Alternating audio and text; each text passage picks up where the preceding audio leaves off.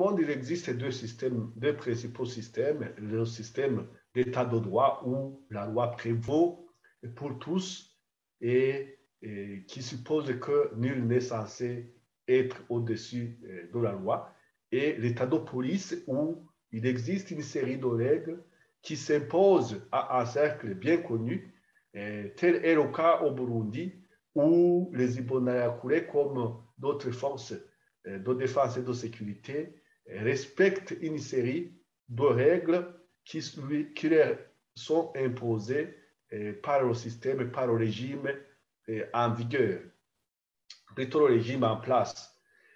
S'il y a des Imbonerakure qui sont arrêtés, ce n'est pas dans le cadre ou dans l'optique de lutte contre l'impunité, mais c'est plutôt des règlements de compte ou pour des sanctions en raison de leur refus à obtempérer à certains ordres, tel est le cas pour les Imbonerakure arrêtés en province de Kirundo, qui ne sont pas sanctionnés pour les crimes qu'ils ont commis, mais pour avoir refusé de participer à certains exercices paramilitaires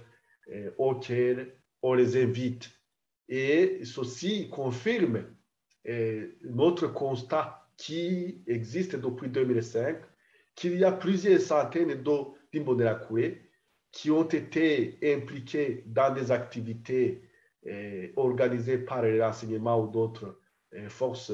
comme la police ou l'armée, et qui, à un moment, ont été supprimés, ont été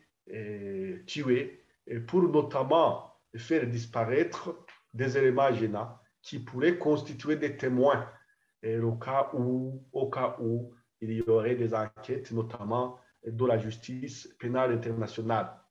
Et ce que nous faisons maintenant, c'est de lancer un cri d'alarme pour exiger les protections. Parce que ces Imbonerakure, ce sont des citoyens burundais et ils sont également victimes du système en place qui les a pris en otage,